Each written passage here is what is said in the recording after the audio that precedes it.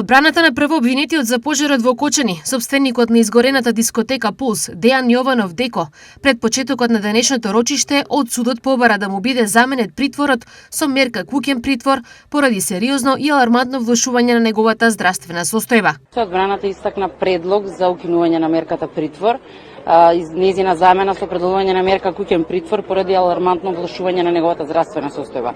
Имено состојбата на Дејан здравствено е влошена од многу одамна, кое што нешто ние како одбрана го истакнувавме единствено по писмен пат. Му беше направена сериозна операција на лумбалниот трбет на 2 нивоа и покрај жалбите за укинување на мерката притвор таа не беше укината.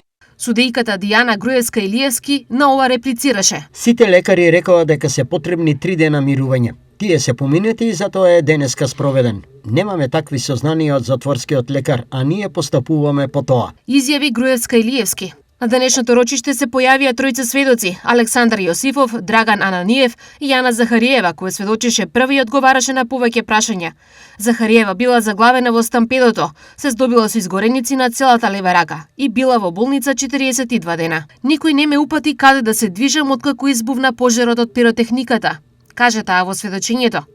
Кога кажа дека видела што гори, односно дека гори сумѓер и стиропор, адвокатката на првообвинетиот Дејан Јованов Деко ја праша: А вие градежен експерт да не сте, па да кажувате со сигурност што гледате? Па се гледаше што гори, рече Захариева.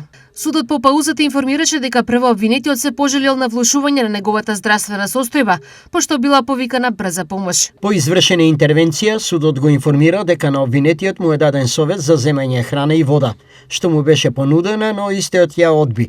Со оглед дека од брзата помош судот беше информиран дека истиот по дадената интервенција може да продолжи со следење на денешната расправа. Изјави Груевска-Илиевски. Јавното обвинителство рече дека ги сослушале наводите за влошената здравствена состојба на Дејан Јовановски и по разгледување на документацијата на крајот од денешната расправа ќе одлучат дали ќе се произнесат или тоа ќе го направат писмено. Судењето за пожарот во дискотеката Пулс во Кочани продолжи со сведочењето на поранешниот секретар Александар Јосифов, кој изјави дека од 2017 до 2021 немало раководител на инспекцијските служби. Тој нагласи дека општината немала директна контрола врз инспекциите, ниту примила пријави за дискотеката, а контролите од надлежните институции не утврдиле неправилности. Пожарот во 2025 година однесе 63 животи, а судењето продолжува со нови сведоци.